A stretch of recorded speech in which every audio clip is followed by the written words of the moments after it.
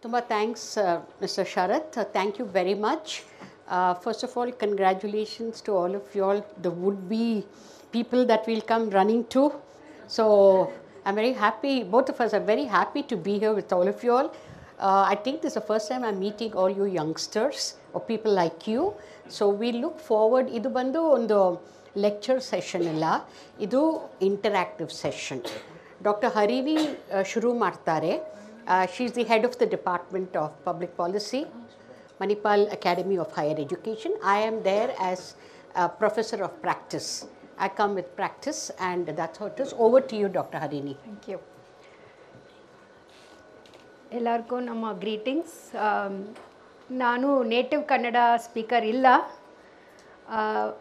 10 ವರ್ಷ ಆಯಿತು ಬ್ಯಾಂಗ್ಳೂರ್ ಬಂದೆ.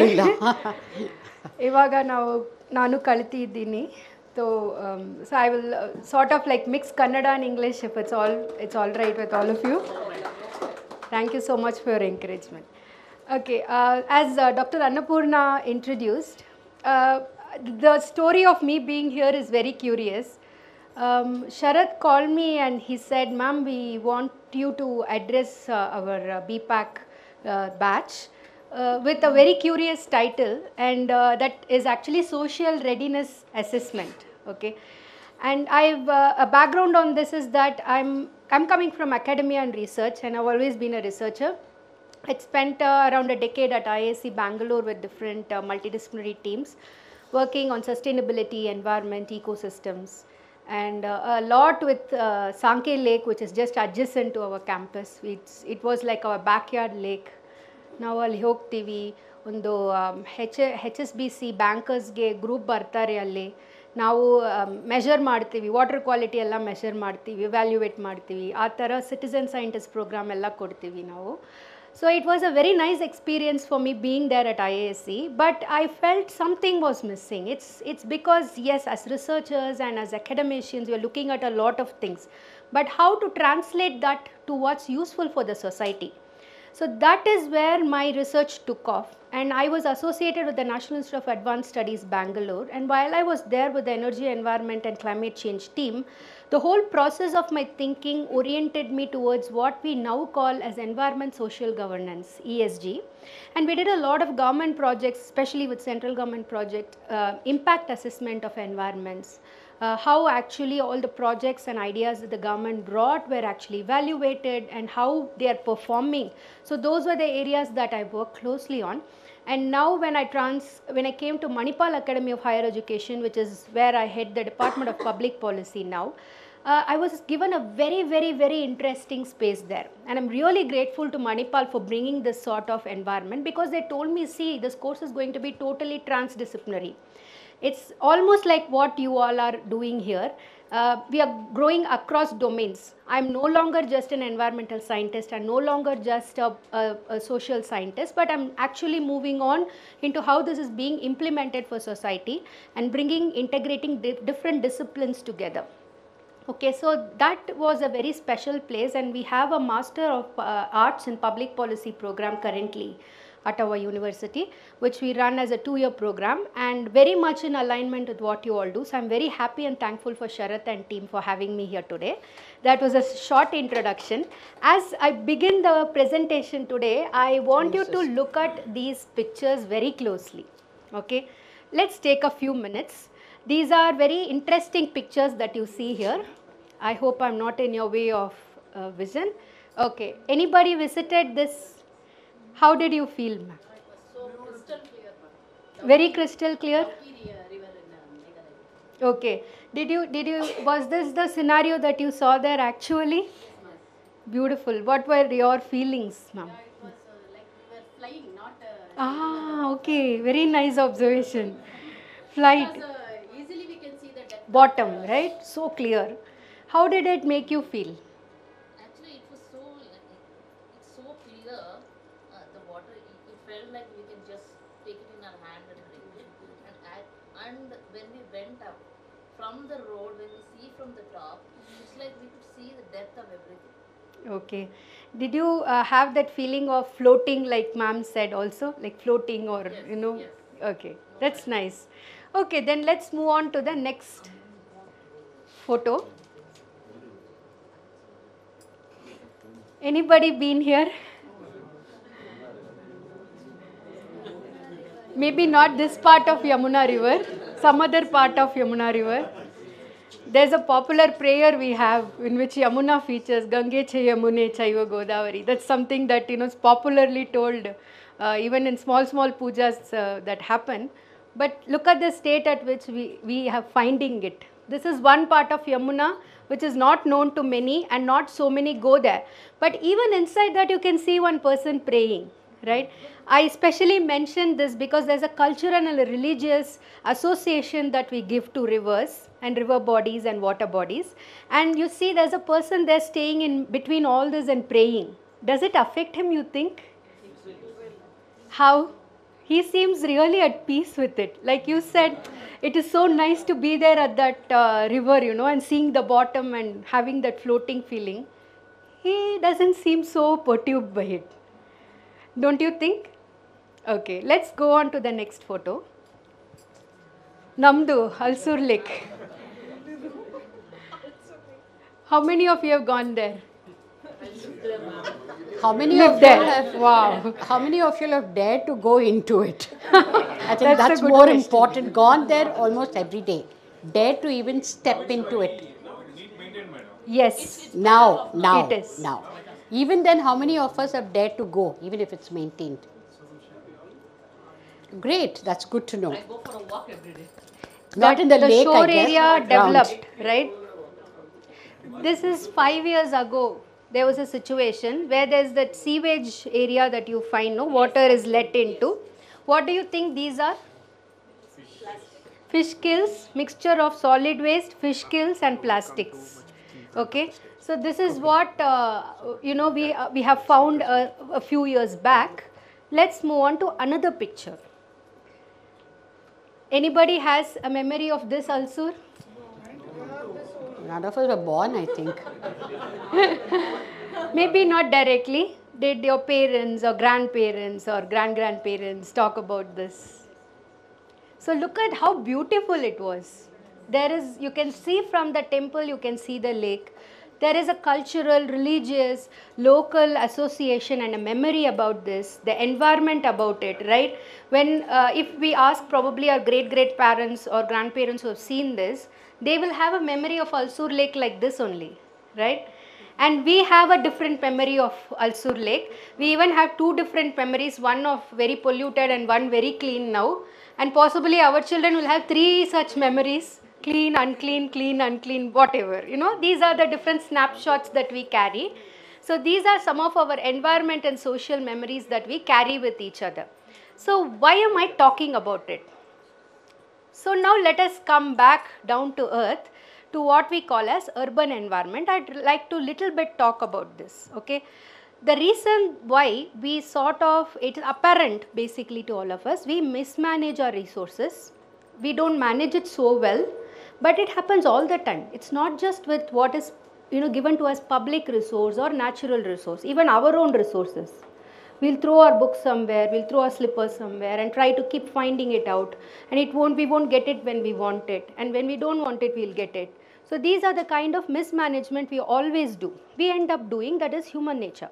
But urbanization seems a more deliberate attempt. If you see here, it doesn't start just with what happens because of urbanization, but where all this begins. We usually classify urban spaces in three ways: census towns, statutory towns and outgrowths. Okay. Usually the outgrowths are the smallest parts. What are outgrowths probably? Can you understand what outgrowths are? The outside areas of the city. Exactly, where there is the integration of rural and urban spaces, right? It has a lot of characteristics of urban spaces like pakka roads, some very good buildings and factories, probably a little bit of factories, more of commercial spaces, but it is still not actually urbanized. It's still on the rural urban linkage. This has to be less, but this is increasing these days. This is what is evident across the country. Data shows that. So what happens when that is done is an explosion like this, you see. Okay, it's one thing for rural communities to come and live in the cities, and actually the slum formation and all that you see putting pressure on the city resources. It's another thing when the urban rural linkages, the boundary snaps, and everybody is going to have some sort of urban influence and influence the area like it is an urban area, while the resources available are equal to rural settings. This pressure is even higher. This is where outgrowths are featuring these days, and you can see that there is 1 digit extra in the urban population that we are seeing here. These are the absolute figures that I picked up from the GOV website for Bangalore. Okay, you can see rural is 8 lakhs and this is 87 lakhs. Okay, so we are exploding. This is the kind of pressure we are putting ourselves into. Now, if you track the urbanization trend globally, where does our India stand? You see, two are classified under emerging market and development economies, right? China and India. Obviously, we are always there in the same category. But what differentiates us from China in terms of the urbanization trends that we are seeing is this very point. India has the fastest growing urban centers. You won't believe, because China we think is more advanced these days. They are more civilized. They already are adopting Western way of life and everything, right? And we see these Chinese cities very, very rich. But what we see actual from the data is that India only has fastest growing urban centers, but with lesser infrastructural capacities. That is the difference. So China is trying to balance it some way, whereas we are not yet there, and we are not yet concentrating on our emerging markets, and we are not concentrating on developing our economies to match the infrastructure development that's required to sustain it. Probably there will be some government policies which will favor something in one period of time, and moving ahead you see that fails. You know, when the other government comes in, there's no sustainable pathway that we have or demonstrate. So this is what differentiates us from China in many ways. Now when we see that Ministry of Human Urban Affairs stated urbanization contributes nearly 60% to India's GDP, which is not less. Now we are complaining about outgrowths becoming urbanized, we are complaining about not having urban infrastructure to support the economy, but still despite all that we are contributing 60% to GDP, which means that there is some different way of thinking that is required, right? So moving on, I want to give you, bring your attention to what we call as SDGs. All of you know what is SDG, right? Anybody who doesn't know what is SDG? Can you please raise your hand who don't know about SDGs? Okay, what are SDGs? SDGs are Sustainable Development Goals. Ma'am, would you like to talk a little bit about that? Yeah. So the Sustainable Development Goals were floated by the UN, United Nations. Initially it was called as the Millennium Development Goals, MDG. It moved on. So this time there are 17 SDGs brought out by UN, stating that across the world by 2030, every country, every district, every nation have to reach the 2030 goals, and they've defined what it is with parameters. Now we have been involved in a lot of studies for the government of Karnataka. Now where government of Karnataka lacks most is the SDG 4, which is education. So we did a study, and in that study we saw there are a lot of lacunae in our policies in the education, and that's a bit applicable to the urban areas also. So one of the outcomes, mothers, they are very scared to send their girl child to schools. Yake? Why do you think mothers are scared to send girl child? No proper toilets in the government. Excellent. No proper toilet. Yeah. Safety, especially in the rural areas. Excellent. Anyone else? Any other reason? Exposure might be less for them. What exposure? Like, they don't know why education is required for. The parents don't know, so they don't send. Very good point. That's a good point. And most of the government schools are located far away from their Absolutely. houses. Connectivity, last mile. Distance is a big Yeah, problem. yeah, which connects to safety, which someone said. Now these are all simple things. The other one finding that came about is there is a cluster of huts, okay, and there are not enough schools. Whereas there are plenty of schools and few households. Now the mapping of such things also goes into the policy making process. When governments set up any schools, there's a lot of work that has to be done. They can't just put up a school. It's the same thing in the urban areas. See, the previous discussion, beautiful plans they showed us on the roads. But what all goes in the background to set up even one flyover? We have activists who say don't cut trees. Right? We have, but do we find solutions for that or alternative? No. Some solutions were found where if the engineers are smart, they can work around it. But that's not happened. In some places, they re-implanted the trees. They didn't kill the trees. And we should all know development, progress, and being an activist go hand in hand. We cannot be total activists. So SDG goals actually has defined a lot of things in health, education, gender, environment, and so on and so forth. I'm not going into it.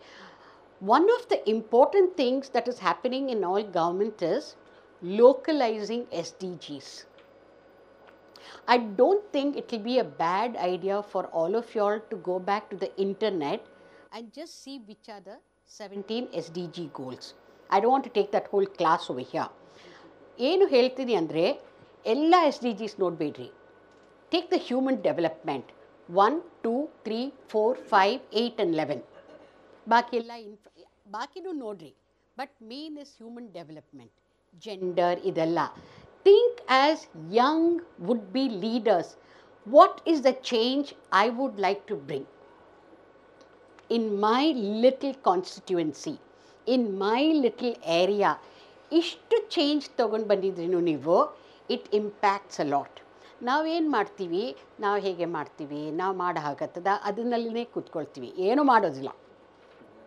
Not just in the political thing, in other thing. We are scared to attempt ಮಾಡಬೇಕು, try ಮಾಡಬೇಕು, learn from best practices from other areas. As doctor Harini ಹೇಳಿದ್ರಲ್ಲ, China and we are economically, but they have progressed a lot. You must sit back and think, how come China, which is more populated than us, have done? Why are we still lacking? It's very, very important for us to reflect, okay? Ade on the whole SDGs. It would be good if you all go very simple, beautiful articles, ella Kannada-nallinu ide. Nodri, Niti Ayogu, what they have brought out, what have they worked on. Government of Karnataka, planning department, tumba kelsa madidare. Nodri, different department nalli, just tumba academic beda, practical nodri. How can I adapt? Solpa. How can I change my constituency? You know, it could be water, it could be environment, it could be roads, it can be health, it can be anything, okay? So that's about the SDGs, yeah? Thank you so much. Not at all, not at all. So, what ma'am told about SDGs have two important components, okay, which make what she said happen. One are called targets and another are called indicators. Every SDGs, ನಿಮ್ಮ ಹತ್ತಿರ Samsung phones ಇದೆಯಾ? ಯಾರ ಹತ್ತಿರಲ್ಲ Samsung phones ಇದೆ. ಅದರಲ್ಲಿ global goals ಅಂತ ಒಂದು app ಇದೆ, ನೋಡಿ. Okay, it gives every SDG, and every time you look at the app and read actually articles which are in the app, you actually contribute something from your end. ಒಂದು sticker ಇರುತ್ತೆ ಅಲ್ಲಿ ಕಾರ್ನರಲ್ಲಿ, ಟಿಕ್ಕರ್ actually. ಅದರಲ್ಲಿ you can see that when you are reading this, money keeps on adding to it. And what Samsung does it, when you're reading it, it actually donates so much amount, they tell, okay, as part of their CSR initiative, into the global goals, meeting the global goals for local communities. So this is a very effective way that some IT giant has thought about, incorporating SDGs into what they do. But our idea is to look at all these 17 goals and see, for even starting from ward wise up to our city wise and also beyond, like ma'am said, see, these are global goals, but it has to come down to our ward to make any difference, right? That is the most important thing. And one SDG among all, ma'am said the last one. Did anybody hear about SDG 11? Yes. what it is attached to is to make resilient cities. Okay, here you can see making cities inclusive, safe, resilient and sustainable. These are the 4 parts of this SDG 11. And SDG 11 is easily the one that is most relevant to plan any social readiness initiative, right? Here you can see I have just given a context to it. We have something called at a national level New Urban Agenda, and this was adopted at Habitat 3 in 2016, which is the basis which tells us how construction, development as in not just city development but also human development, and the improvement of urban areas can actually accelerate the work or make it more useful and effective for ward level or the ground level work. So that is most important part of SDG 11, and I am very proud to say Karnataka has been a front runner. Okay, so which is the evaluating authority for SDGs in India? Planning Commission? Niti Aayog. Perfect. So Niti Aayog has a dashboard. If you go and see, in the dashboard every year the performance of states are updated. Okay, in that update if you see from 2018 up to 2021, Karnataka was the front runner in achieving the goals of SDG 11.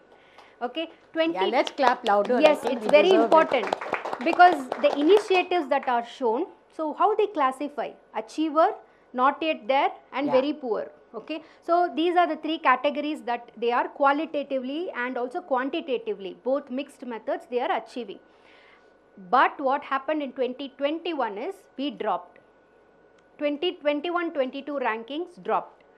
Then now I see that we are actually far ahead than other states in SDG 11 again. In 2023-24 report and 24 report which just come in, you can see that we are doing much better and Bangalore is leading the way. Okay, so that's really a moment of pride for all of us being in Bangalore and how we are contributing to the city and how we are looking at the city rather. There's no way that we will contribute massively as individuals, but whatever we do, like ma'am said, every small thing counts, right? So that is why SDG becomes important. And we are all, like in the other presentation before us also, they were insisting on how the roles of climate change have changed the way in which projects are being implemented. So we have something called the Paris Agreement under the United Nations Framework Convention on Climate Change, UNFCCC. This is the big body, international body, which looks at how these emissions are going on from different parts of the world. Do you think cities contribute more or less to emissions? More. Why? Exactly, traffic is one very big contributor. Industry second. What else contributes? Real estate, exactly. So these are the 3 major ways in which the urban areas contribute. What about rural areas? Agriculture and agricultural practices. Do cows contribute to climate change? Recently it has come out that the gut processes of cows release a lot of methane, and because of which the amount of greenhouse gases are increasing, and countries like Sweden and other European Union have actually tried to pull down or restrict on how much of gas can be released from even agricultural activities. You see, there is no limit. Okay, we can't think that we are bad and the rural areas are very good, or rural areas are very bad and we are very good. There's nothing like that. We have industries and they have their agricultural emissions. So it's a collective, or initiatives should be collective, and effort should also integrate to achieve something useful. So SDG 11 gives us those targets, or what we call as nationally determined contributions. Every country has what it is called a nationally determined contribution that it makes to the emissions that actually increase or decrease or accelerate how climate change affects us at even local levels. So we cannot say we are not connected to it, because urban areas hold the key to it, right? The key to reducing emissions starts from urban areas. One minute, Harini, just go back to this. I just want to reiterate just on one thing. One thing, all of you all as young future leaders, remember these words. Making cities, one is inclusive. Inclusive andre enu? Ottige. All are stakeholders. all have to be accountable. There is no escape. Inclusive ಅಲ್ಲ ಮತ್ತು safe ಗೊತ್ತು ಎಲ್ಲರಿಗೆ. Resilient ಅಂದರೆ ಏನು? To improve, yeah, to improve the present situation, to be with the flow and everything, and sustainable. Long term. Nothing should be and can be short term. Why is long term ಯಾಕೆ important ಅಂದರೆ any good results or bad results cannot be got within a short time. It takes ups and downs, it takes turn, and that's why long term, and that's why government funders can have proposal ಬರೆದಿದ್ರೆ one of the first question ಅವ್ರು ಬರೀತಾರೆ ಕೇಳ್ತಾರೆ ಏನಂದರೆ how will you make this project sustainable? For example, if you all were given funds to build toilets, apart from ಏನು help ಮಾಡ್ತೆ ಏನೋ, what is the sustainability factors? You should think of that. Just getting money, building toilets is not enough. How to make it sustainable, how to make it inclusive, whether persons with disabilities, illandre aged persons, children, how all will have use or can use. Of course, safe, ellarge gottu, resilient. How can we make changes if we have to? Most important, sustainable, cleanliness, idella. You have to start thinking like that for every project. Think of these, remember these 4 words, yavaglo. ಯಾಕೆಂದರೆ ಇದು ಯಾರಾದ್ರು ನೋಡಿದರೆ government will be happy to support you more. People will be happy to come to you. At least you are solving some problem for us, handling some issues. It's very important. So keep thinking, apply these 4-5 words in all your initiatives, projects, and whatever you think. Okay, thanks Dr. Harini. Thank you. So ನಮಗೆಲ್ಲ fever ಬರುತ್ತೆ. Okay, what happens to us? ತುಂಬ weak ಆಗುತ್ತೆ. ಆಮೇಲೆ then we take medicine ತೊಗೊಂಡ್ರೆ ಸ್ವಲ್ಪ okay. ಆಮೇಲೆ ಏನು ಆಗುತ್ತೆ? we come back to our normal, right? So that coming back to normal is what is called as resilience. Yeah. Exactly the way that we feel, the environment also acts like that, ecosystems also act like that. So coming back, ecosystem is not just natural in nature, city is also an ecosystem. City ke ondu fever baratte, like flooding. It has to go back to the previous condition. That is fighting back. Adu fighting back ke resilience. Okay, so like I said, emissions is another thing. Tumba emission agutte, we have to bring it down. Okay, so these are some of the statistics that you see with respect to SDG 11. You see here, first, by 2030, 6 out of 10 people will live in cities. This is the projection. Okay, if you see here, by 2030, India will have 7 mega cities with population over 10 million. Now itself we are very close, right? Most of the mega cities have already, we are very close. You need not stay till 2030 to achieve this. Then you see 31% live in urban areas. We are currently 34%. This was in actually 2016. Okay, this data was released in 2016. But you see, we have gone through all these data, we have gone above it. We have broken the ceiling. See, 62 million tons per annum waste generated in cities. Right now we are close to 100. Okay, 38% of urban households don't have sanitary toilets. That is still the situation, very unfortunately. Where we have to make the changes is still not, we are not still there. 1.2 million pollution related deaths in 2017. This is what I am talking about. Pollution related deaths have increased in recent years. We have never heard of it before, right? All what we have heard of is some communicable diseases that were there, and we were very scared. We took a lot of care, and there were an excellent group of organization of public health activists who are known as ASHA workers, who reached out to remote places in India where you could not go to, and controlled all the spread of these communicable diseases, gave them medicines in time. We were also beneficiaries. But now things have changed. It's not the same. Where are the deaths happening? Due to pollution related events. So which means that the urban population is the highest risk of suffering from this. Okay, so moving on, I told you there are targets and there are indicators.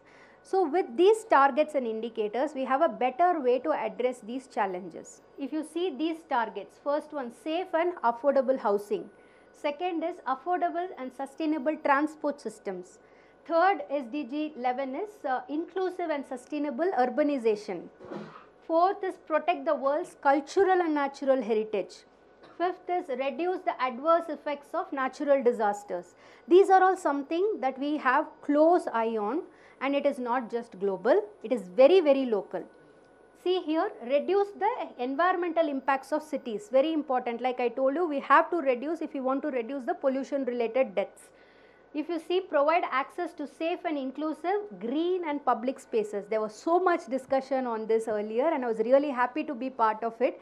And I know that we are so sensitive to increasing the number of green and green public spaces, which we call in terms of blue-green infrastructure development, BGI.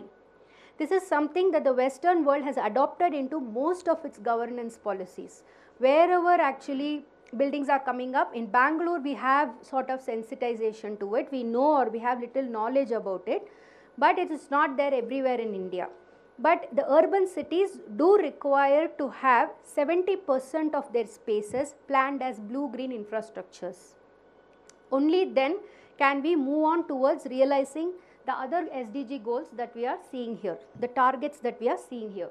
Then strong and national and regional development planning, to which all of us can contribute as policymakers, administrators, public administrators. It is our duty, and this is where our focus should be. If we are planning something, like ma'am said, you start to ask whether it is SDG oriented. It is in the pathway of achieving these SDGs. So implementing policies for inclusion and resource efficiency, that is very important. Optimizing resources and reducing the disaster risk. What is the risk that Bangalore faces?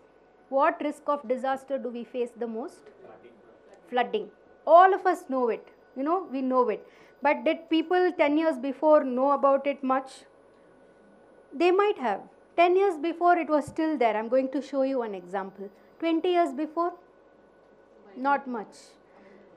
Another 20 years before?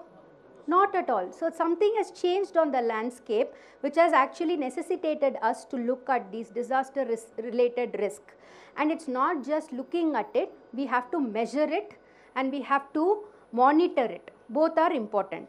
And then finally, support the least developed countries in sustainable and resilience building is an initiative that many other agencies, they talked about how World Bank is supporting some of the projects in Bangalore. So this is why they are doing it. They can report on saying, yes, we have given some money to India to support resilience planning and building in their city, mega city. Okay, so that is what makes cities inclusive, safe, resilient and sustainable. This is the dashboard of the global SDGs monitor, which looks at India. If you see, this is the wheel that is most famous. You see SDG 11 here. India is not yet there across. So what it shows is the more longer it is better managed. Okay, SDG 11, we are just in the middle. We are nowhere towards the top. If you see, these are the other SDGs. You can see a green. Green means we are doing very well in it. Let's go to 11. Okay, where is 11? Here. It's fully red, right? But we are not actually, we are achievers in 2 SDGs, quality education and no poverty. Ma'am said that we had performed very badly. That is where India started. 2 SDGs, it concentrated mostly on no poverty and quality education. And this is the latest data which shows that we also, as India as a nation, we have improved in it and we are becoming achievers in it. So there is some sort of capacity building that has happened.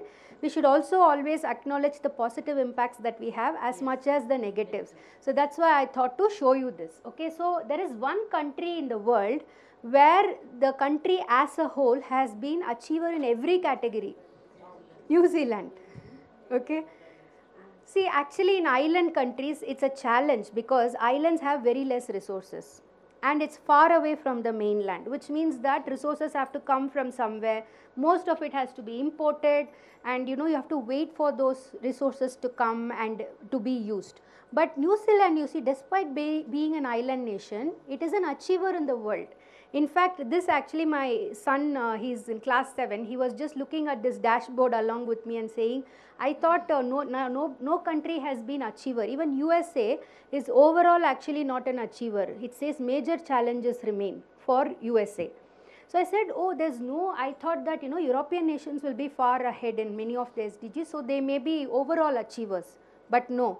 Then he said, no, Amma, this New Zealand are achievers. See, it's fully in green.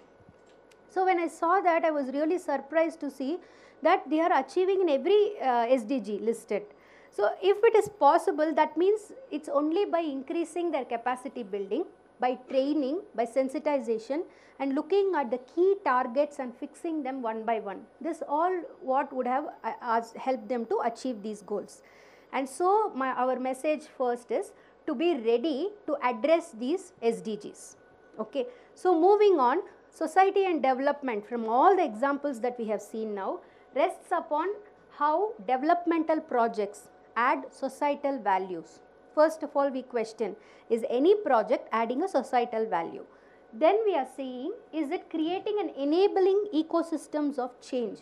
Change is very important. We should not say we should not change, but we should change in a way that it will not affect us. We should change resiliently, and we should change sustainably. Do we have a plan, a master plan to achieve this? This is what policymakers should first of all think about. Second, the third thing is, are we inclusive? I would like to just add to this, create enabling ecosystem. So as young future leaders, how will you create this? Hege martira? How do you know that I have to do this ecosystem, I have to change? Hege martira neevu? First of all, yake martira and hege martira? Sorry, the light is too powerful. Regeneration of ponds and lakes. How? Why do you think that's important? Because ecosystem, most of the ecosystem like fish, birds, everything will be living in the water. Yeah. Nearby water. Okay. So that has to be regenerated, and the ecosystem will be developed from there. Very good. Ma'am, you were going to say? I have an idea now. They're doing the white tapping. They're using concrete on the roads. So on the sites we can do the water. Tree plantation? Ingu gundi. What do you say? Ingu gundi. Ingu gundigalella ಮಾಡ್ತಾ ಇದ್ದಾರಲ್ಲ. ಹೌದು. We can Start thinking. Yeah. Think out of the box. ಅದೇ ತುಂಬ important. ಅದೇ doctor Harini ಹೇಳಿದರು, challenges are there, we learn. ಹೇಗೆ ಅಂದರೆ ಅವರು ಹಾಗೆ ಮಾಡಿದರು, ಹೌ ವಿ ಕ್ಯಾನ್ ಇಂಪ್ರೂವ್. ಅದೇ ರೆಸಿಲಿಯೆಂಟು. We don't have to go back. It's good to go back and learn. But what is it that I can do to better it? And how do you know? Like from countries like New Zealand. ಅವ್ರು ಏನು ಮಾಡಿದರು, ಎಷ್ಟು ಚಿಕ್ಕ island, ನಾವು ಇಷ್ಟು ದೊಡ್ಡ ಇಷ್ಟು ಜನ ಇದ್ರಿ, ನಾವು ಮಾಡೋ ಆಗೋತ್ತಿಲ್ಲ at least one. We need to start thinking out of the box. ಏನು ಇನೋವೇಟಿವ್ ಮಾಡೋ ಆಗತ್ತದೆ, which will be sustainable, save money, but good. It's very good. ಒಂದು ಎಕ್ಸಾಂಪಲ್ ಅಂದರೆ, Bangalore is slowly getting back its name of garden city. ನಾನು Vijaya bank layout ಬೆಲೆಕೆಹಳ್ಳಿನಲ್ಲಿ ನನ್ನ ಮನೆ ಇದೆ. ನನ್ನ ಮನೆ ಹತ್ರನೇ 5 ಪಾರ್ಕ್ಸ್ ಇದೆ. 5 parks we have. I must commend the BBMP, all of y'all, young people like y'all, to think of, let's go back to green Bangalore. Illa andre concrete. Now you take Delhi. Delhi is also supposed to be, but only certain area nalli green ide, where embassies, funding agencies, international. Baki ella Delhi is just building. I have one more right now. Yes. We have the just general parks. That park can be converted into biodiversity park. Absolutely. And another nice feature now, park nalli for senior citizens, which is fantastic. ನಾನು ನೋಡ್ತೀನಿ ದಿನ ಬೆಳಗ್ಗೆ ನಾನು walking ಹೋಗುವಾಗ ಎಷ್ಟು senior citizen 5 ಗಂಟೆನೆಲ್ಲ exercise. People have also become health conscious, I think, thank their doctors to say, go for a walk, go to exercise in a way. And the people are taking it. Now, people will do it if there is infrastructure. People will do it if it is next to my house. People will say, why I should go up to Lal Bagh even though it's beautiful. I can then go to MTR, after that again put on the weight and come back. ಅದೇ ಮಾಡ್ತೀವಿ ನಾವು. ಅಲ್ಲಿ ತುಂಬ ಒಂದು ಚೆನ್ನಾಗೆ hotel ಇದೆ, ಒಂದು exercise ಮಾಡಿಬಿಟ್ಟು ತಿಂಡಿ ಮಸಾಲೆ ದೋಸೆ ಮಾಡಿಬಿಟ್ಟು back to the same way. Versus if it's in places like this, ನಮ್ಮ ಮನೆ ಹತ್ರ I don't need somebody to drive me, I don't need Ola, Uber or my vehicle and pollute. I just walk and I go. Now this is what the infrastructure development help people to help themselves by giving them something that they can use. Rather than I have made 10 toilets, so what? Somewhere where nobody can use it. Neeru illa, infrastructure illa, technical idu illa, neeru barlilla andre ashte. You know this, and I think ಇನ್ನೊಂದು ತುಂಬ important Dr. Harini ಹೇಳಿದ್ರು. One of the things that the government slowly has started, not fully though I would say, training and capacity building. ಇವಾಗ they have identified ಸ್ವಲ್ಪ funds. ಇವಾಗ B.CLIP ನೀವೆಲ್ಲ training ಮಾಡ್ತಾ ಇದ್ದೀರಾ, right? B.CLIP has organized. It is very important. Not just the training, the learning, and I think most important ಬಂದು sharing. Sharing your experiences, sharing your concerns, learning, and then clarifying doubts. ನನಗೆ ಇದು doubt ಇತ್ತು, in these sort of ಸೆಷನ್ಸೇ ನಾವು ಮಾಡ್ತೀವಿ, ಮಾಡಿ ಆಗುತ್ತದೆ. So that is something slowly the government has started implementing, which is capacity building and training. You take Asha workers ಹೇಳಿದರು. ನಾನು ಒಂದು ಡಿಸೇಬಲ್ಡ್ ಟ್ರೈನಿಂಗ್ ಪ್ರೋಗ್ರಾಮ್ ಅವ್ರ ಜೊತೆ ಮಾಡಿದರೆ. WHO, World Health Organization, have brought out some new equipments for people, calipers ಎಲ್ಲ. ಅವರು ಏನು ಮಾಡಿದರು, ಅವರು ಬರೀ ಡಿಸ್ಟ್ರಿಬ್ಯೂಟ್ ಮಾಡಿದರು. ನಾವು ಯು ಟೇಕ್ ವೀಲ್ ಚೇರ್ಸ್, ನೀವು ತೊಗೊಂಡು ಹೋಗ್ರಿ, ಕ್ಯಾಲಿಪರ್ಸು ಇದೆಲ್ಲ you go distribute in the rural areas ಮಾಡ್ತೀವಿ. ಓಕೆ, ಅವ್ರಿಗೆ ಕೆಲವರಿಗೆ ಗೊತ್ತಿಲ್ಲ ಹೇಗೆ ಯೂಸ್ ಮಾಡಬೇಕು. ವೀಲ್ ಚೇರ್ ಕೊಟ್ಟಿದ್ರೆ ರೋಡೇ ಸರಿಯಲ್ಲ, ವೀಲ್ ಚೇರ್ ಎಲ್ಲಿ ಹೋಗ್ತೆ? ಅದು ವಿಲೇಜ್ನಲ್ಲಿ, ಸಿಟೀಸ್ನಲ್ಲೇ ಬ್ಯಾಡು, ವಿಲೇಜ್ನಲ್ಲಿ ಅಪ್ ಡೌನ್, ತಿರ್ಗಾ ಯಾರಾದ್ರು ಹೆಲ್ಪ್ ಮಾಡಬೇಕು ಇದು. So one good thing WHO ಏನು ಮಾಡಿದ್ರು, ಟ್ಯಾಪ್ ಇಸ್ ಅ ಪ್ರೋಗ್ರಾಮ್ ಅವರು ಇಂಟ್ರೊಡ್ಯೂಸ್ ಮಾಡಿದ್ದಾರೆ. So they brought out training programmes for Asha workers. Why Asha workers? Because Asha workers are the front face for the government in the rural areas. People trust them. To trust them they should be knowledgeable. ಇಲ್ಲಾಂದರೆ ಅವ್ರು ಯಾರಾದ್ರು ಕೇಳಿದ್ರಿ, ಅವ್ರು ಹೇಳ್ಕೊಂಡು ನನಗೇನು ಗೊತ್ತಿಲ್ಲ, ಯಾರೋ WHO ಕೊಟ್ಟಿದ್ರು, ಏನು ಬೇಕಾದರೆ ಮಾಡಿರಿ. But they should be confidently. So I think somewhere that capacity building and thing has to come into the mechanism of governance. And that's very important. And I'm glad that you all are here, and I'm glad, like, as I said, B.CLIP is bringing in these sort of programs to learn the basics. I am now 64 years old, but I'm the first one to jump to go for a training program. I still feel I have to learn a lot. Nobody is perfect. No, thank you. Nobody is perfect. Nobody should be perfect. You should have fault. Then only that eagerness ಇರ್ತದೆ ಲರ್ನಿಂಗ್ಗೆ. ಅದಕ್ಕೆ ನನಗೆಲ್ಲ ಗೊತ್ತು, I am the best, Of course I'm the best, but I want to be much more better. Yeah, that is the thing that we all have to. Yeah. Sorry, Harini, it just came into Sharath has something. Yeah, Sharath.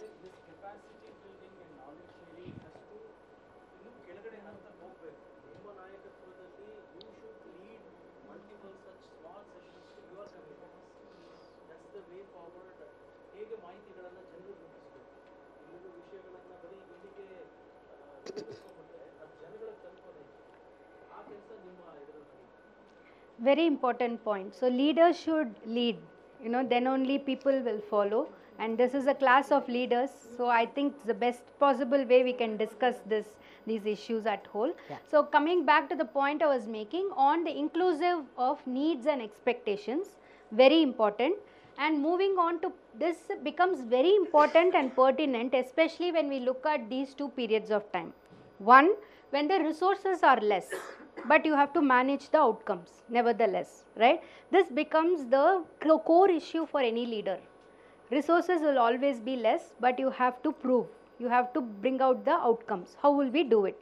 Second is periods of time when management failures are huge. You have resources, you have support, but still management will fail.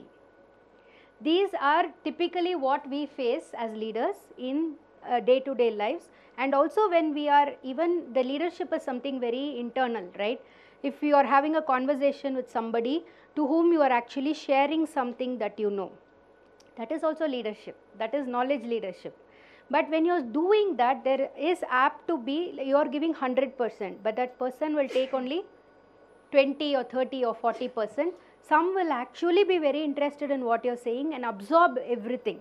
So that will help you to give 110% next time. So these are all, scenarios which will develop in real time. But across all that we face, all the challenges, different types of challenges, and these challenges are not very much spoken about. Other challenges, yes, we need money, we don't have infrastructure, we don't have this. There are practical ground level challenges, practical issues, governance issues, policy issues, all that we speak. But how to lead? Leading is very important. So that's where these become very important. And through this enabling ecosystem, and inclusive and enabling ecosystem, I should say, we should actually minimize losses to people and their property. Very important. That is where governance becomes successful. Okay, and you also have to prove your governance is successful for people to have the trust on you, and again, vote you back to where you are so that you can carry on the good work. Otherwise, it does not become sustainable. Even leadership has to be sustainable, right? So, importance of being socially ready rests first upon the first tier and percolates down. This is what we call top-down approach. And so, for whom this is intended to have to look and focus on issues. You cannot do everything at once. You have to focus on some issues which are very relevant at ground level. And we have identified today 2 such issues, water governance issues and transport management issues, which are very, very important for us to talk about. Okay. So, I am actually going to the actual subject today. But it is, requires this understanding to go here. So that's why we spent this journey together for some time, which are known as societal readiness levels. So as I said, to be a leader, you have to convince people. To convince people, what you require? Data, right?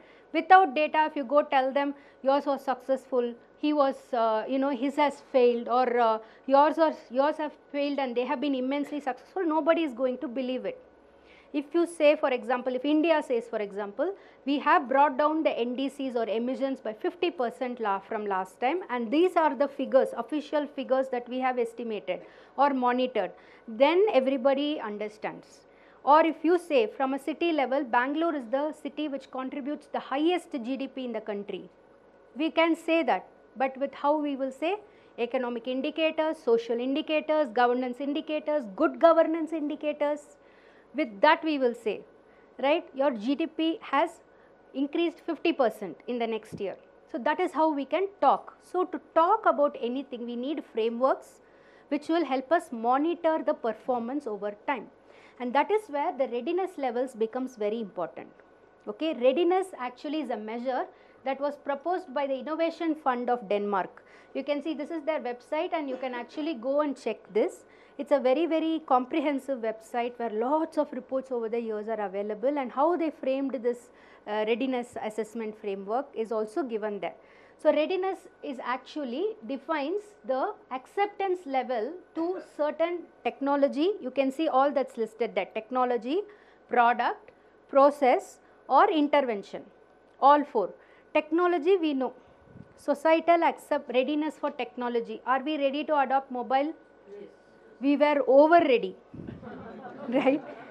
But I think beyond the expectations of when mobiles were launched, India is the highest user of mobile phones. Anyone. So I live in an apartment. On the days somebody was shouting. I ran out. Fighting is happening. So the lady who sweeps, she was on the phone. So that's a different talk altogether. Cultural this thing of using a phone in public, that we'll never learn, I think, all of us. We want the whole world to know what we are doing. we talk. So then I asked, madam, ಏನಾದ್ರು ನಿಮಗೆ problem ಇದ್ದಾ? ಇಲ್ಲ madam, ಯಾಕೆ ಇಷ್ಟು shout ಮಾಡ್ತಾ ಇದ್ದೀರಾ ಬೆಳಗ್ಗೆ 6 ಗಂಟೆಗೆ ಫೋನಲ್ಲಿ? ಇಲ್ಲ, ನನ್ನ ಮಗ ಜೊತೆ ಮಾತಾಡ್ತೀನಿ. ಅಮ್ಮ ಸ್ವಲ್ಪ ಸಾಫ್ಟಾಗಿ ಎಲ್ಲರೂ ಮಲ್ಕೊಂಡಿದ್ದಾರೆ, ನಾನು ತಿಳ್ಕೊಂಡಿದ್ದೆ ಏನೋ ಫೈಟ್ ಆಗ್ತಾ ಇದೆ, ನನಗೆ ತುಂಬ ಭಯ ಆಯಿತು. So sometimes like that. And I remember once when I was traveling from work, I was in the car, illi scooter nalli one person was on the scooter. He was shouting and fighting on the phone. Then I came to, he was fighting with his wife what to cook for dinner. What is his expectation and what she will give him. I said, the whole world knows what you're going to eat today or not going to eat today. You may not get what you want because your wife, I could slightly hear her. I was not eavesdropping, but in spite of my glass up, I could hear him shouting, and the traffic, where there's a traffic light, you know, full animated. I was so scared, you know. Ma'am, so she's making him socially ready to accept. Yeah, with his wife, what to expect and how to take it, you know.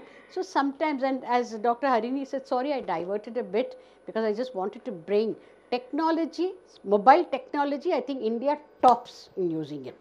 Badly, good, any which way, we are the top ones in that. But similarly, if we are talking about technology, how much we use mobile for good causes? Hardly for a few minutes. Hardly. If we look at data and statistics, we hardly use it. Little bit now we are using Google Pay, we are using little bit for making ease of living, you know. But if you see one accident, we'll never pick up and call 100. We'll never do that. We'll do a video of it. We'll do video, as you see, once the selfies came, or somebody is dying, we're taking selfie. You know, so many we see like that. It's a very serious thing. It's very serious. And when somebody is drowning, we take how they are drowning. Instead of jumping in to help or trying to help them. I don't know swimming, I can't jump. You see, this is how we use technology. How to quickly take a selfie. I joke to everyone. Thanks to mobile phones, we all have become shameless in posing. As soon as the phone is on, we've all become not conscious anymore of, you know, taking and using this technology. Yeah, enjoy. Part of life is enjoying, but also use it for technology for the betterment. Increase, see how you can. And another very important point Dr. Harini madidru, data. See, one of the things that you people will have to do is, ಏನು ಯಾರಾದ್ರು ಹೇಳಿದ್ರು, how do you know, show me data. It's similar with the government. ನಾವು ಕೆಲಸ ಮಾಡ್ತೀವಿ ಅವ್ರ ಜೊತೆ. We can't just say the government is bad. How are you saying government is bad? You have to have data. Data, evidence-based data is what makes a policy work or not work. ಸುಮ್ಮನೆ ಹೇಳ್ಕೊಡ್ದು ನೀವು ಚೆನ್ನಾಗೇ ಮಾಡೋದಿಲ್ಲ, ನಿಮಗೆ ಹೇಗೆ ಗೊತ್ತು? ಏನು proof ಇದೆ ನಿಮ್ಮ ಹತ್ರ? ಅದೇ ಕೇಳ್ತಾರೆ. So start trying at your level using data. If you want to implement a bus stand, if you want to bring a school, if you want to, first bring data. Why do you want a bus stand here? Why do you want a school here? Why do you want something over here? Or why you don't want something here? With data, people are happy to even listen to you. Forget about accepting. At least they listen to you. Remember, data plays very important part, okay, in the process of policy making and changes. Yeah. Sorry, Dr. Harini, No I problem. just had to bring it. So, just to talk about the example ma'am was giving, if Dharmambudi Lake was something that was discussed earlier, what has it become? Majestic bus stand, as we know, right? So, if we had a time lapse picture or photograph of Dharmambudi Lake up to what it is now, it creates an impact. Okay, this impact is more impactful than us telling or talking about it. Will you agree? It is this age and time that when we see something visually, it impacts us more than having that auditory sensation or just that something that we take it from who were there living there. So what happens if somebody who were actually existing at the Kere or the banks of the Kere and they lost this lake? How does that feel? Right? So we don't have an opinion about it. So types of data, both qualitative and quantitative, both are essential, and visual data is more perceptual and more influential than others. So when you are also, showing some of your teammates how things have changed, it's good to have such visual representations in place. So when you're looking at these 4 things, technology, product, process and intervention. Product, for example, we use a lot of products. One thing that has revolutionized how we use things in our daily life is the toothpaste. Was this being used earlier? But are we now socially ready to use it? Can we think otherwise? We can. There is still scope for change. So that's why I took this very example. Toothpaste is one example. Can we live without washing machines? Yes That's and no. little difficult, right? It's little difficult. Without mixies or mixers or grinders? Very difficult. We can't go back The to... men are not answering, only the women are answering. Men don't use mixies. Okay, let Yes. us give them a question, ma'am. Can you all live without vehicles? Two-wheelers? Why there's so much public transport? Yes, that's a good example. Electric razors. Nowadays it's a very crowd, madam, because of full of ladies. I think you're taking the wrong bus. There are with men also buses and metros.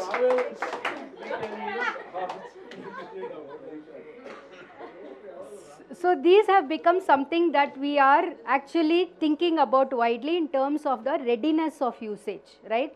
Process again. How many of us are very much integrated into the solid waste disposal projects that is there in the city now? How many of us are segregating wet and dry waste? Almost everybody, right? So we are integrated into it. But did this happen 10 years ago? We were not even socially ready for it. But today we are socially ready. That's been a positive impact that the environmental pollution has made on each of us. Each of us have suffered by it. So we are complying to it. If we didn't suffer from something, we won't comply to being better, in a better state. This is very simple human understanding, right? So again I'm telling you, the perception of going through a process and understanding it takes time. So when we are planning social readiness assessments, the time scales will vary at least by a decade. So you have to actually assess something which started a decade ago, now you are assessing its impact. And finally, interventions. Interventions actually are in the policy domain. So same example if we take, BBMP took the initiative of bringing segregation a decade ago. It was there even earlier. I am aware of it as soon as I came to Bangalore. I really loved that about Bangalore, that the segregation was happening. But it was not enforced. Okay? When it was enforced as a policy, it has happened. But there are other policies which have failed. For example, using the wet waste to generate biogas in your own apartments. It's not widely being practiced in all apartment complexes. But what is being practiced? Recycling of water. Especially in the recent projects that have come up, apartment systems are doing recycling of water, right? That is being practiced. So these 4 actually are very important for us to assess in terms of readiness levels. And we have this actually indicate how ready as a society we are to adopt changes or adopt actually interventions or adopt one of these 4. But the most important one we are very ready to adopt is technology, right? And also higher SRLs mean higher integration with the society. Like I gave example, some we are very integrated with, some we are not integrated with. And it is a measure to see how realistically we are transitioning towards social adaptation. So this framework is very, very important to be adopted at a city level. And this is something I'm really thankful for Sharath and team asking me to talk about this, because this research is, I've been doing this research for typically aquatic ecosystems, how ready we are to adopt and manage aquatic ecosystems. But to bring that into a wider perspective of city, it required little more introspection. And for giving this talk, when I did a little bit of research, I was very happy to see that we can formalize some parameters using which we can adopt this for cities as a framework. And this kind of opportunities are very important to engage with. Now I was talking about different levels all the time. What are these levels? This is how they are actually put into text. Okay, so if you see, what I'm not going to go into one by one like this, but like this. First few SRLs actually the maturity level for adopting a technology, a process, a product or an intervention is at a very basic stage. We are at a maturity level of SRL 1 and 2 as a society. Have you are you aware about what is known as technology readiness levels? There is something called TRLs which all industries adopt, and being public and also part of the administration, we have to be aware of what the industry does. So we have to actually catch up to some of the industrial concepts. That's why I am also talking about this to you. Every product that the industry makes has a TRL attached to it. Now we are making watches. We have our HMT watch factory right here, and our Rajas have invested in it much earlier. Mysore Raja is the one who had brought it up.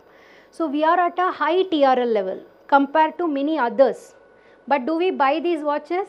No, right? That's something else. So it is not about the product or process or technology, it is about management. So when we have this clarity, when we are classifying SRLs, product wise, process wise, intervention wise or technology wise, we get an idea where we stand. For some we will be at a very native level where we have to identify what are the issues and how we will resolve them. So this is where our journey starts as societies. If we want to achieve higher SRLs, we have to think about which of these plans will work. Not all the plans we list in the beginning will work. As administrators, it is your also journey to first very much be organized in the way that you are adopting this framework. So the framework first begins from you asking the question what will work and then sorting out which will work. If we as a society we want to improve on any of these things, we have to take account of the data around it. We have to monitor it and see which worked and which did not. Very, very important to take stock of that. Understand which worked, this didn't work, for which reason, right?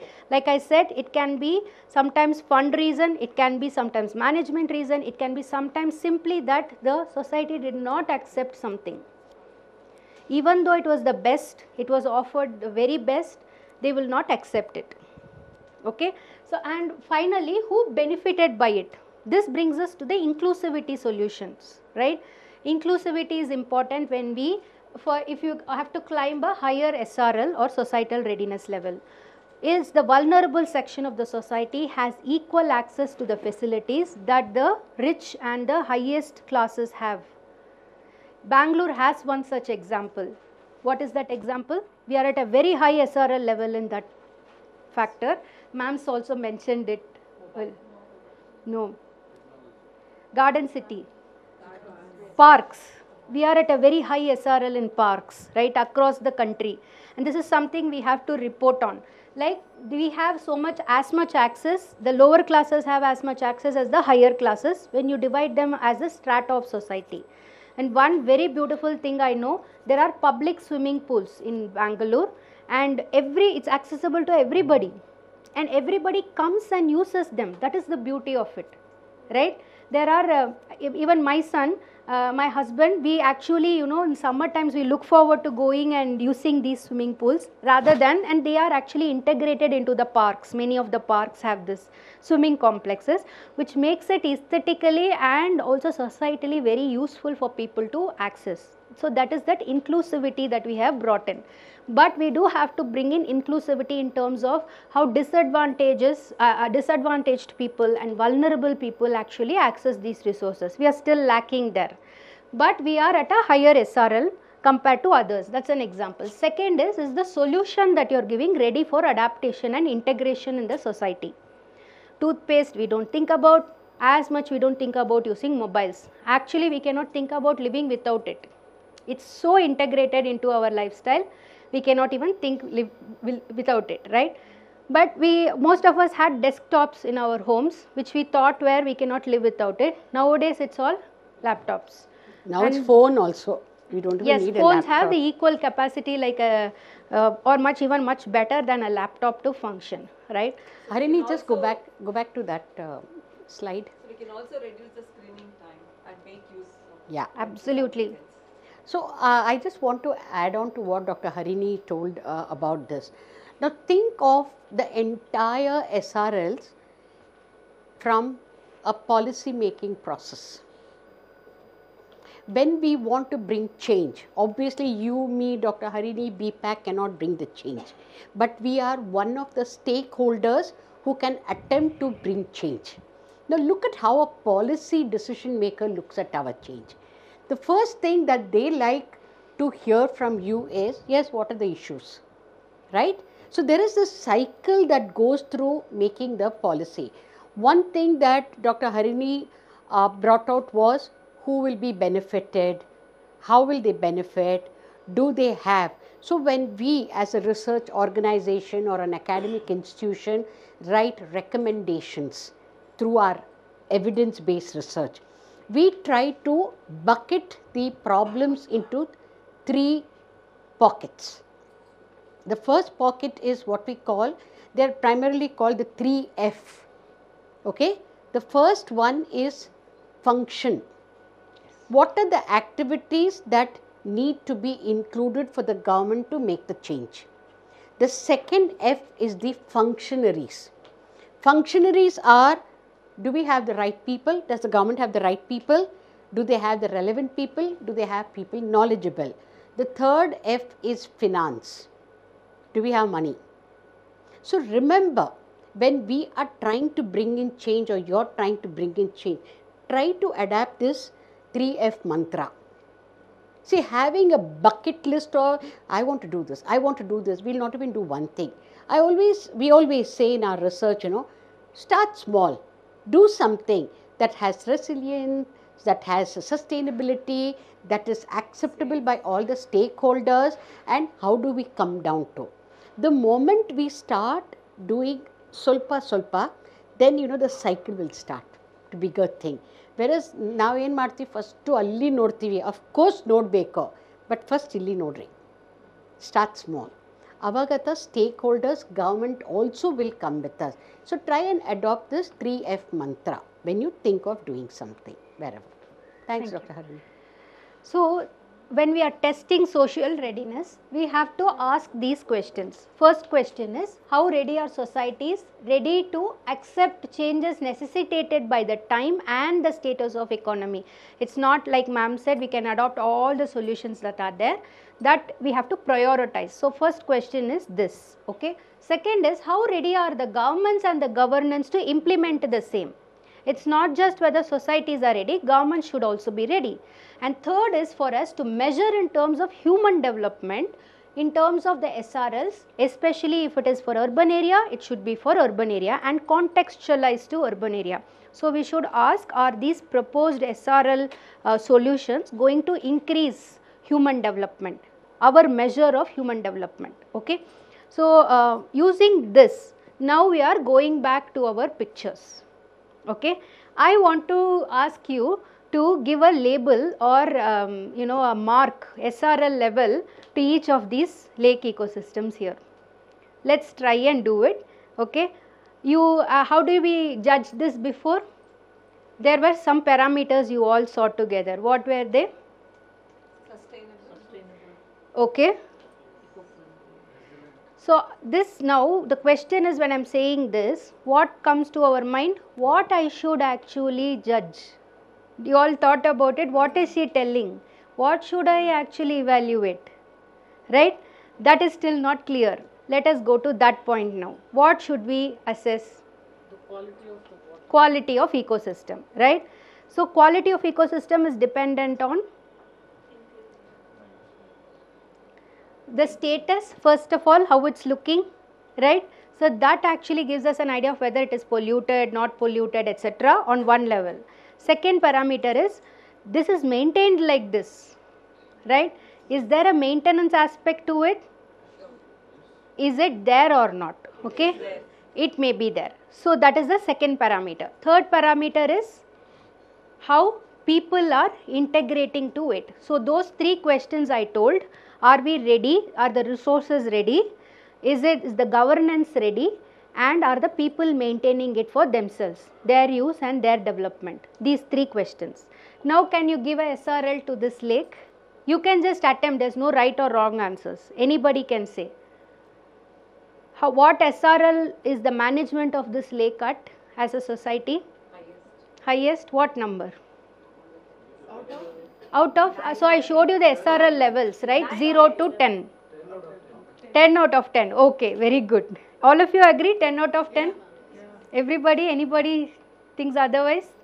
Okay, what about for this? 0.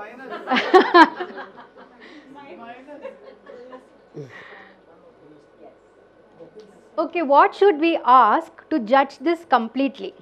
If you remember my introduction, I said this is one part of Yamuna. Another part of Yamuna can be crystal clear, right? So what should we require? We require more data. We cannot give SRL without asking for data, right? You are showing me only one snapshot. How can I say this is very bad? Then we will say the same thing about this. Already you all pointed out in 5 years time it has been transformed, right?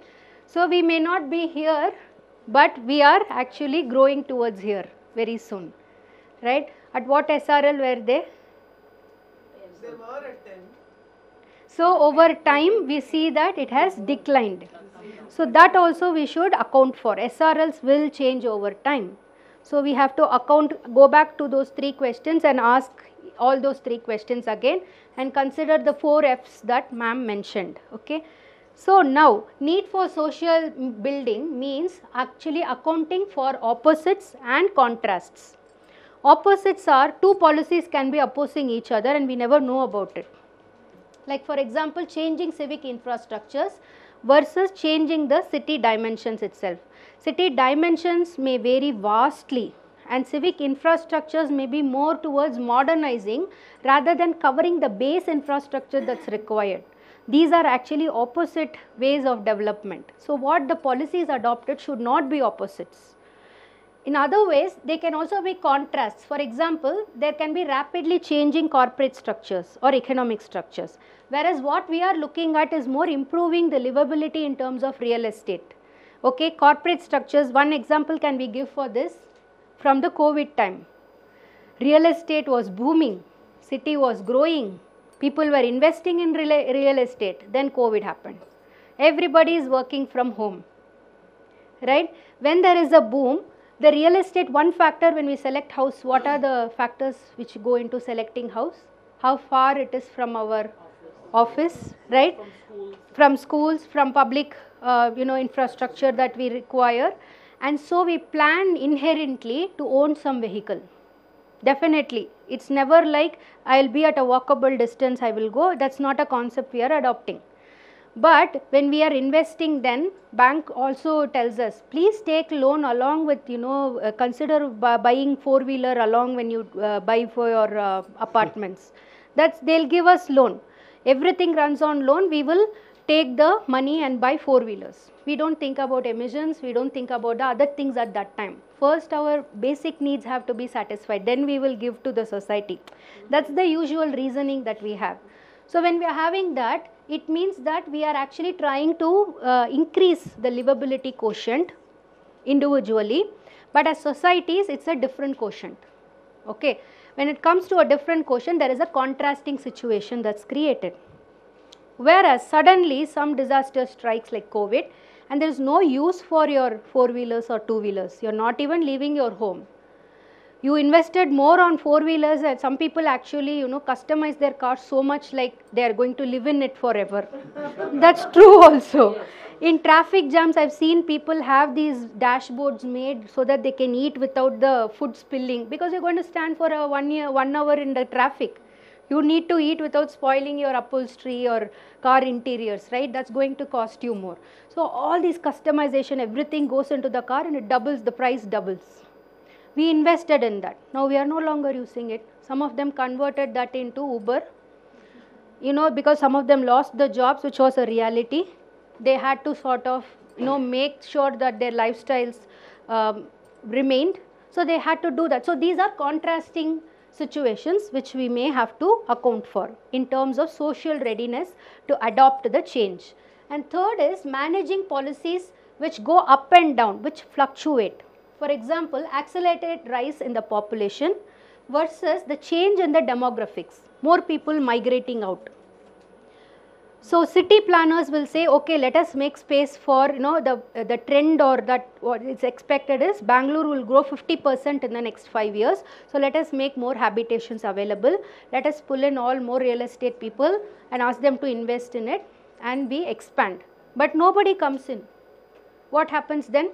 I'm just telling you, these are scenarios we have to think about. It's not going to be realistic, but you will have to actually determine some aspect of realism while we are determining how our readiness levels can be improved or assessed. So also, for example, low retentivity of native culture and knowledge systems. So interesting when you see these, okay, when we think about migration, this is one factor which will affect both. People coming into a city have to adopt the culture and make sure that the traditional knowledge grow.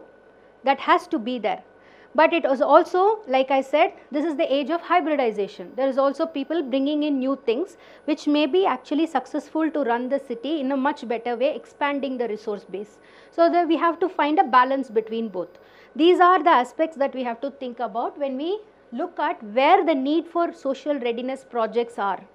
This we have to actually start thinking about stakeholdership, who make this relevant, and the stakeholders who will actually dilute it, or those which will make it intermediately successful or very highly successful. This classification also should be there. You are calling a ward meeting, many people will attend. So of those who attend, you have to have the the knowledge or the foresight to classify who is going to support the social readiness project, who is going to oppose it, who is going to intermediately support it, who is going to make it extremely successful. So the stakeholderships become important, and gaining or losing focus will be based on social issues. It's not so easy like planning a technology or a product launch or something like that. These are social impacts projects for which these factors like age, gender, demographics, migration, livelihoods, these will continue to affect. And there is no trend setting that will be perfect to match the trends that we assume for these factors. For example, Japan is a very highly technologically advanced society, but you know what is their issue now? Exactly. More than 80% of the population is going to be more than 80 years old in the senior citizen ages. So it means that the workforce is not available enough for them to sustain what they have begun as industrialization or westernization or perfectly sustainable urbanization projects. Although the solutions are there before them, they are not going to do that. So I just want to add to what Dr. Harini said. As again leaders, one of the things that you always should remember when you call for a meeting activity is your stakeholder analysis. Who is coming for the meeting? Why are they coming for the meeting? Will they be for or against? And if you are initiating something, who is going to benefit by this? You have to always keep the audience in mind. It is not I want. I am only the change maker or the destroyer. But always think from the audience perspective. That's why stakeholder involvement, analysis is very important in any activity in the public policy space. It's very, very important. An example I want to give you all, just before COVID hit us, the whole world, we had gone on a cruise to the Caribbean islands, with the family. And I always joke, if COVID had hit when we were there, we would be going round and round in the Caribbean only. Thankfully, we stepped out of Cuba, came back to London where my children stay, and COVID hit and we were back in India. Other I would be still, anyway, that's not the point. The point is, when we went into some of the islands, the driver who drove us sightseeing, he said, that is Gary Sober. You know who's Gary Sober? Cricket player. Caribbean is known for very good cricket players. So he showed us. He showed some beautiful hospitals beautiful houses, but ಅವ್ರು ಹೇಳಿದರು ಯಾರೂ ಇಲ್ಲ. What I'm trying to say is the next generation likes to migrate and move away because they don't see any novelty. Sometimes ಏನು ಆಗುತ್ತದೆ, even if we take the trouble, we do something, don't think that that's why that sustainability factor ತುಂಬ important. ಎಲ್ಲ ಮಾಡಿಬಿಟ್ಟು buildings changes ಯಾರೂ ಇಲ್ಲಾಂದರೆ it's a waste. your effort, government's effort, money. So think of the sustainability factor. One, data is very important. Innondu bandu stakeholder analysis. Very important. Keep these things in mind. Otherwise, at least you'll get 50% success. Otherwise, it's a total failure in Madidru. You just explained the slide that I put up. So what ma'am said actually is an explanation for this. Okay, I've already gone ahead. Sorry. Yes, no problem. So just to go to specific examples of what we should be thinking about in the issue perspective to improve our SRL ratings for a city. Okay, one is also plastics pollution, which is aligned to, is it okay? Tell me, is plastics pollution aligned to water governance? Yes. Very much, right? So that is why I brought it here. Microplastics are something which we cannot see and we are not cognizant about. We just got there to solid waste management. From all the years of our sensitization, we've just gotten to segregate our waste. We have just learnt. Why is she talking about microplastics? This is what we have to do for moving ahead. We cannot just stay happy with just segregation that we are doing. We have to think about what we will do next, right? And also what has been done earlier is one good way. Actually solid wastes are also connected to emissions. I brought the part of emissions. You want to control the emissions from city, control plastics, because the more they burn, the more they will emit, and to make plastics we emit more, both ways, in their production also and at the end of their life also. This is going to affect emissions. So what people have done from research institute is trying to see if they can convert this or merge this with construction activities. We all know some of our roads are actually, piled with plastics. Can you name some locations where this is done? We have seen only the videos. This is an exercise for you. Please go find where in our city paving has been done along with plastics. You know? Baswanagudi, yes. Where else? Sorry? Vittal Malya Road. I am not aware of it. Thanks for telling me. I'll take this as an example next time.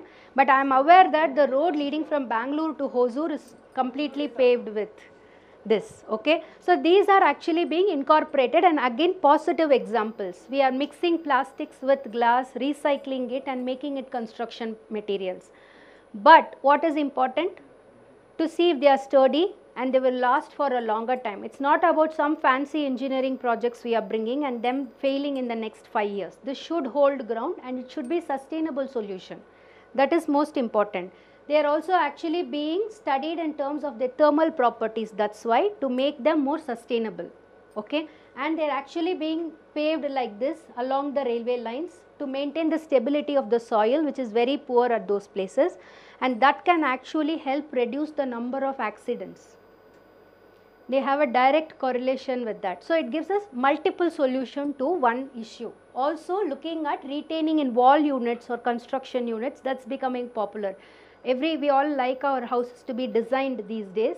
As much designer, it's more better looking and very aesthetically pleasing for us to be. So these are some things that are being incorporated. So as we saw, inquiry based assessments, data based assessments and experiential, all three are important. I'm not going to go into details, we are running out of time. So being very sensitive about time, going straightly to what we call as nature based planning. Nature based solutions are very much to be integrated in all your planning projects as much as SDGs.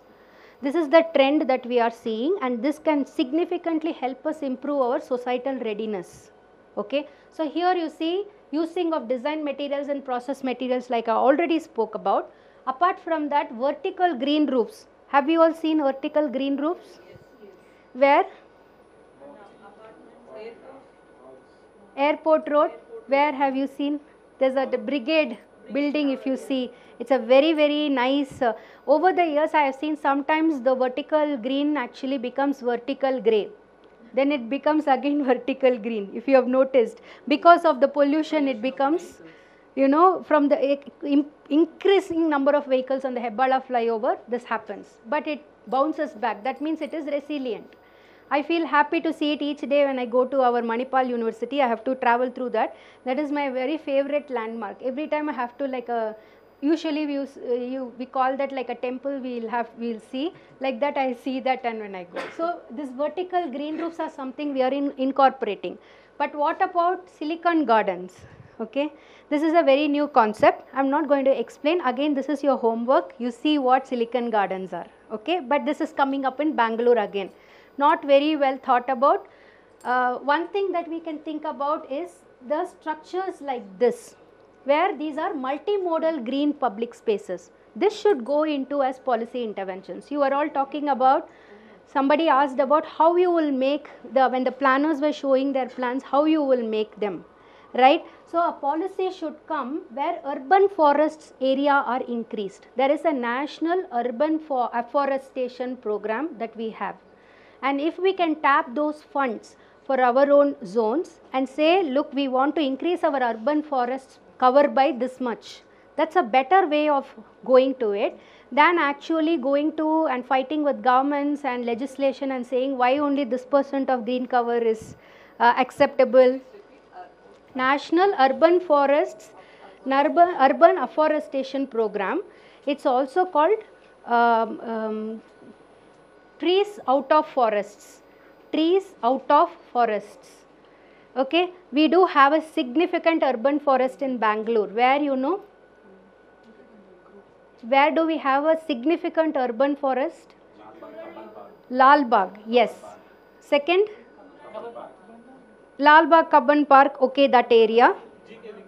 GKVK, yes. JP Nagar, little bit.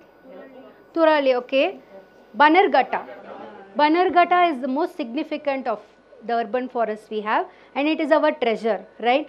So like that, we can actually that is a very good example of how multimodal public green infrastructure have developed. We have to ask and say, this is where we want our projects to make essence or make an impact with. And we should say that blue infrastructure, which is also part of the blue-green infrastructure planning, has to be integrated with it. We should also look at looking at what are known as permeable pavements. You told ma'am actually the containers where water is stored across the roads, right? These are parts of the permeable pavement systems that are in existence with a cistern underneath. There are underground cisterns which collect the water that's flowing away from the road. Two things it helps. One is it will trap the silt without going into the Raja Kaluways. We were having a discussion about Raja Kaluways. So this is an efficient engineering solution to it which we can adopt, and we can say, so whatever as planners we do and policy interventions we give, we should say with a measure. This will move up our SRL by 2 units. So let us adopt this. Okay, that is the way that you can actually put these projects which will become more influential. And definitely, so that the capex will be the highest. But if you show this as a sustainable approach, that is also important. It's not going to be there like 5 years and then it fails. You should make that system possible. For that, how we can do, we can ask industries. They mentioned that they had a pilot for some kilometers, right? Let us do a pilot project. Please come and invest in our cities. But in our government, all the other departments are not together, like the BWSSP, OMP. That is one of our biggest challenges, sir, which you or I cannot solve.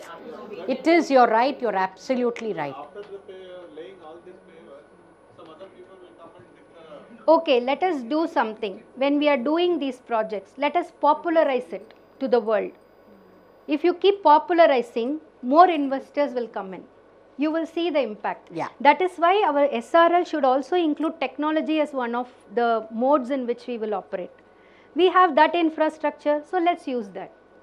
Also, I think this is where when we find it difficult to identify governments to come together, we as people have to take that accountability and start doing it. collect from each house 5 rupees, 10 rupees, 100 rupees, and let's show an example. Not big sum, something. Ownership comes, people, and as Dr. Harini said, that should be popularized. If simple people can do it, why can't government come together to do? Why shouldn't they? Again, the problem, what happens is a lot of policies, Dr. Harini showed, they clash with each other. You and I cannot do anything, but we can try to find an alternative to address that indirectly. And you're absolutely right, sir. We also have worked with certain government departments. By the time we convince them everything, they are changed and they move. Again, we start from the scratch. But that is our challenge as a research organization when I used to work. That is a challenge, but that should not make us lose faith and hope in what we are doing. That is why I said two things. One is pilot, another is start small and see how you can involve people. Problem is we don't involve ourselves as people. It's I, me, my party, I want to do this, but others don't want to do. I want to do. We got to move out of that aspect. Yeah. So that's why nudging is important, and nudging is part of a growing field in academics which is called environmental neuroscience. Environmental neuroscience combines genetics, biology, physical spaces, policy interventions, and everything, the infrastructure together, and say, hey, this is where we should move towards. Keep nudging the governments. So nudging actually is a very important process that is recognized worldwide as part of what we call anticipatory policy making. Okay, there's a whole new field that policymakers are studying, and environmental nudging can actually help in to understand the relationships better and how psychology affects what we do or what we want for our cities. I'm just going to go a little faster on all this. It's actually a separate line of work that I would like to discuss with all of you all if possible another time. But it actually incorporates all the 4 elements that we saw, which can actually pull up our SRLs. Okay, and it is about looking at what memory we have, the environment and social memory we have, and using what we have now as the data for the present condition and nudging towards the future. And this, for example, gives us an idea that as social beings we are actually being under the influence of all these choices when we think about a dwelling, when we think about where we work. So using environmental neuroscience as a tool, we can actually look at planning NBS and blue-green infrastructure. Okay, so very much like how I asked you, what is actually you are attributing to those lake ecosystems, right? You are looking basically at the socio-economic benefits that ecosystems offered, plus their cultural significance and their co-benefits, like how beautiful it is, to be there. If you want to be there and take a picture, it is worth that than being somewhere else and taking a picture, right? So that actually is something that is nudging you to be or adopt such ecosystems or be in such ecosystems. So looking at methodologies adopted, the socio-economic positions and the constraints, we have to balance the sustainability initiatives for building nature-based solutions. And nature-based solution, and I have actually brought about some activities which we actually do, like the lake neighborhood area where we use that as a multimodal space, be it the road and street tree networks that is also coming up. The whole street is full of laid of trees, right? That is called tree networks, tree networks. And finally convert brownfield sites into landscapes, which are important. These offer actually both direct and indirect benefits to us that we have to account, document and say this is very important to achieve successful social readiness project. This is one such successful project in Bangalore itself. If you have been to the Titan building, if you have seen, this is how they have actually visualized how they can incorporate nature-based solutions into building the physical infrastructure. Okay, it's not like I'm just speaking of something, but it's already there. We have examples.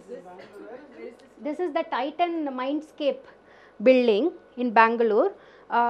This you can actually go and see about this. These are the the Mindspace architects. Somebody from Alsur, you were there, isn't it? They were actually going to build a biophilic infrastructure around Alsur Lake. They were given the project, but never took off. It was a decade-old project. But they have achieved this in the Titan headquarters actually in Bangalore. The whole building, this is South Bangalore. I don't know the exact area, but you know, this lot of information. If you just check the Google map, Yeah, you will get it there. yeah, Google. I have actually, you know, visited one part of this, and I found that it's exactly like this. The landscape is very beautiful, and you will think that you are not in Bangalore, you're somewhere else. It used to be like that, but right now currently I haven't seen it. But these actually offer what they call biophilic infrastructure. Again, terminologies are very important for us. When we are actually putting projects or you know, proposing projects, we say we want to achieve this, we want to achieve biophilic infrastructure. So improve our lung spaces or the green areas and include flood resilience and blue areas, so that actually they don't have a flooding issue within this building, for the fact that they already have that, you know, blue part planned out, which goes into the connects to nearby lake systems. This is their architectural drawing, but it's not actually the same as what it was there, but then still the connectivity is maintained. So these are some of the context how you can match NBS, SDGs and what we call environmental neuroscience. Now going back to our Kempegowda model, I don't need to explain, all of us have known this. This is our original Kempegowda model of lake planning, but we have lost it. The connectivities of the Rajakaluves have been lost. The spatial interconnection, we always have lake chains in Bangalore. Can we name one lake chain? Rachenehalli, Jakkur and Nagavara, those are there. Yelahanka, you have lake chains. So you have a lot of these lake chains, at least 3 or 4 lakes interconnected, maybe not the entire lake system, right? So, but that interconnection has been lost, and that did not connect only to between lakes, it connected to groundwater also. So let us try and bring that back. This is the example I was telling you. You can actually plan permeable pavement systems like this around the lakes. We have to move on. We cannot bring back the original Kempegowda model anymore, because our landscape has changed. It's not the same as before. Topographies have changed. We thought that these lakes were constructed on an elevation. There was a topographical element. We have lost that now, right? Because of many urbanization processes in place. So now we have to think about some other technology or process solution which will again help us elevate our SRLs. So we can think about storages which are coupled with the flow pathways, and those storages becoming connected. These are some important or innovative projects we can actually propose, and we can take forward where we are stuck right now. This is actually one of our publication which was published in the Journal of Urban Management, and we proposed this for actually Bangalore. Yes, so I want to take you through these images also, so that it actually nudges us to find a solution as soon as possible. We should not become climate induced immigrants or climate induced migrants moving out of a beautiful city like Bengaluru. Rather, we should actually, look at measures. In modern times, we have started to look at tap aerators, for example, or recharge pits, which helped us during summer. But the same, solution should hold strength for future also. So moving on, public, society, communities, public infrastructure, digital infrastructure and PPP policies will very much help us in this direction. With this, I stop. Thank you so much for your attention. Thank you. And very much, I love the way that we had an interactive session together. Thank you. Yes. You're getting pollution diseases. Can you name? Pollution related diseases are mostly respiratory diseases. Lungs. You can see a lot of asthmatic diseases have exploded over the years. Second is, yes, to repeat the question, she asked what are the pollution related diseases that you usually come across? Yeah. People are dying. Or people are dying from? They are dying from these respiratory diseases. See, respiratory diseases are very special, okay, because their public health spread is higher, in the sense that they are not acute diseases. Like you catch the disease and you die tomorrow. It's not like that. It's a chronic disease. It takes a long time. You suffer from it for a long time. And then the public health investments have to be doubled to encounter that, because the time is long. Okay. So we have to actually go on. You cannot say a person is fully cured or not cured. So you will go back again to that, but this will definitely cause death, and it will cause a death in the economically viable or important age that the person is in. That means we are losing the workforce. So that's, I hope that answered your question. Thank you. Thank you.